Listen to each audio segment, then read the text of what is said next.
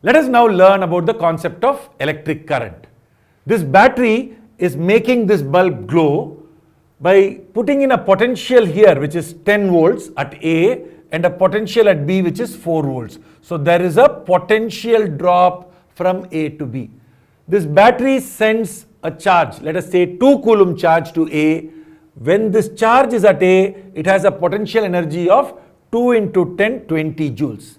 Now remember this 20 joules, though we have written it as PE at A, it is not the potential energy of the point A. It is the potential energy of the charge when it is at point A. It is the potential energy of the charge. Okay, so when the charge moves from here into the battery and goes to the other side, it only has a potential energy of 8 joules. So that means the charge has lost 20 minus 8, 12 joules. So that 12 joules is what makes this bulb glow, right? So, but if this happens only once, that is, this charge travels from the battery and it's not going to stop there, it's going to go back, right?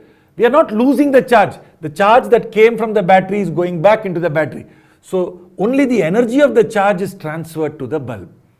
But if it happens only once, that means this bulb will glow for a fraction of a second.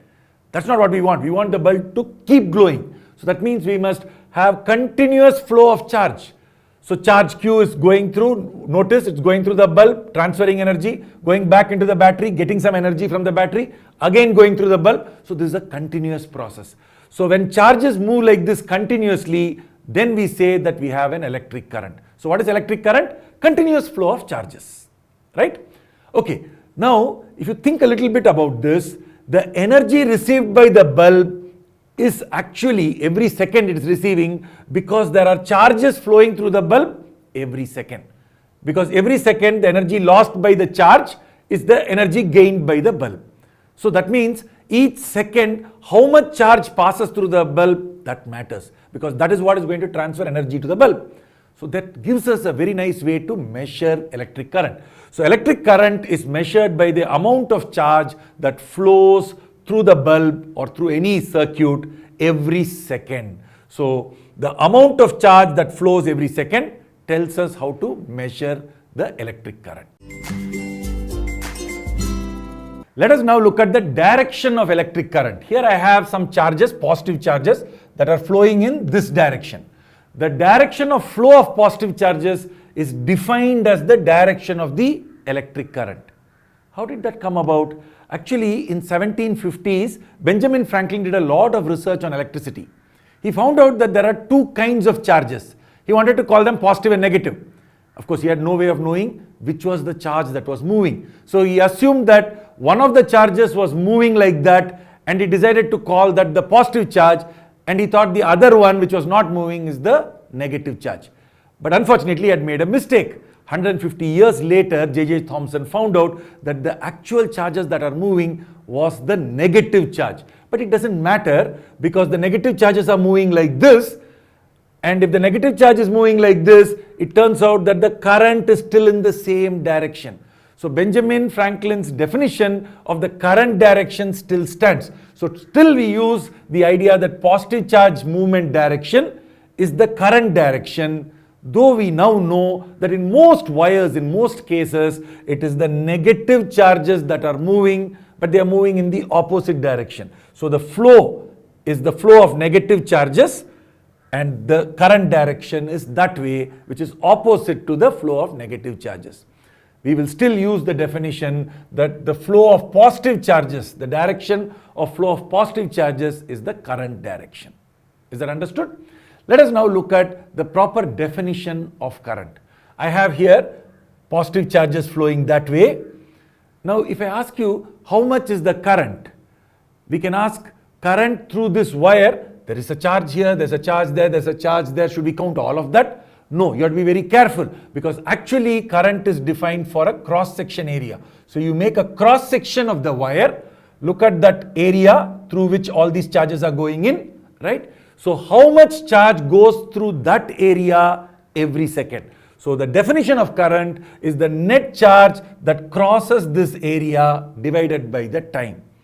Charge is measured in units of coulomb, time is in seconds. So the unit of electric current is coulombs per second, We also call this ampere.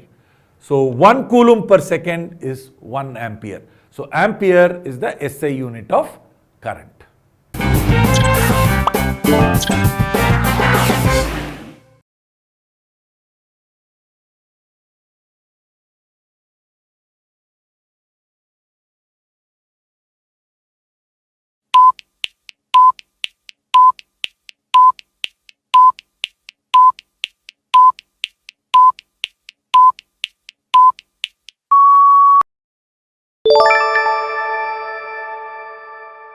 Let us now look at this question. In a time interval of 20 seconds, it is observed that 5 coulombs of charge passes through a cross section of the wire. Find the current in the wire. So now I have a lot of these charges flowing. Through this cross section, there is 5 coulombs that is passing through in 20 seconds. What is the definition of current? Net charge crossing the area divided by time. Here, of course, we are assuming that the charges are flowing at a constant rate. Only then you can talk about the current. The symbol for current is I. So we usually use I to talk about current.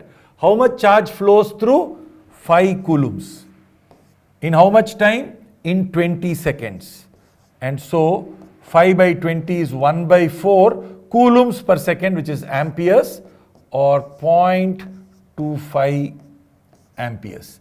So the current flowing through the cross section is 0.25 amperes, but throughout the wire it is the same. You could have picked that cross section, you could have picked this cross section. Whichever cross section you pick, same amount of current will be flowing. So the current in the wire or flowing through the wire is 0.25 amperes. You can say current flowing through the cross section of the wire or current flowing in the wire is 0.25 amperes. Let us now learn about a very important sign convention. When you have a wire with nothing marked on it, then if there is charge flow in this direction, we can say there is a current of 3 amperes flowing in this direction, right? But if there is a charge flow in the opposite direction, we would still say there is a current of 3 amperes, but it is flowing in this direction. So either way we will say the current in the wire is 3 amperes. Usually we just talk about the magnitude of the current. So when somebody asks you what is the current in the wire, but no direction is mentioned, give the positive value of the current. But sometimes an arrow is marked on the wire. So now this means that current in this direction is considered positive. So if somebody asks you what is the current I, if there is 3 coulombs per second flowing this way, that means the current in the wire is plus 3 amperes. You can just say 3 amperes. 3 amperes or plus 3 amperes means it is in this direction that is marked. On the other hand, if I had 3 coulombs per second traveling that way, the current is actually flowing this way, right? It is going opposite to I. So what is I equal to? We will write minus 3 amperes. But there we wrote 3 amperes, but that is because there was no sign marked, no positive direction marked. So positive direction could have been like that or like this, it doesn't matter. But here the positive direction has been clearly marked. So current I is minus 3 if the charge is flowing this way. That is, if the current is actually flowing like this, the current I will be minus 3. But if the current is flowing in the direction that is marked, it will be considered as plus 3 or just 3. You don't have to say plus, you can just say 3 amperes. Now remember that electric current has a plus minus sign, but that does not mean it is a vector. For example, the current can flow like this, it can flow like that. It is all considered the same direction. So here, suppose I draw a wire like this and I mark this as the positive direction. Here when the current is flowing like this, it will be considered plus 3 amperes. When the current is flowing like this in this direction, also it is plus 3 amperes. When it is flowing like this, now this direction and this direction are opposite directions if you think in vector terms. But as far as current is concerned, this is still plus 3 amperes. Will you consider this direction and this direction as the same? No. As vectors, these are opposite directions. But in current, current is not a vector. In current, all we care about is that it is flowing along the wire like this, or is it flowing like that? If it is flowing like this, it is all considered positive. If it is flowing in the opposite direction, it is considered negative. I hope you have understood that current is not a vector, but it has a sign. It could be +3, it could be -3.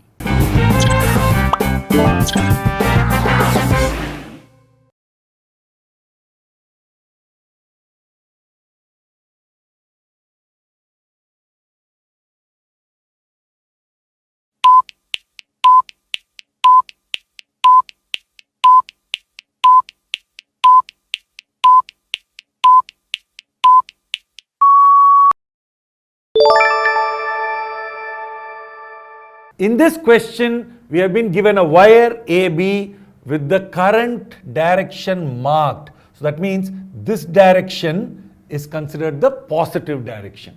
Okay. So we have the first part of the question says 5 coulombs passes from A to B. So from A to B in that direction, how much? 5 coulombs passes in 4 seconds. So the current should be charge divided by the time. 5 coulombs by 4 seconds is 1.25 amperes in that direction. But what is the positive direction? This is the positive direction. So I must be minus 1.25 amperes. 1.25 amperes like that is equal to minus 1.25 amperes along the direction given.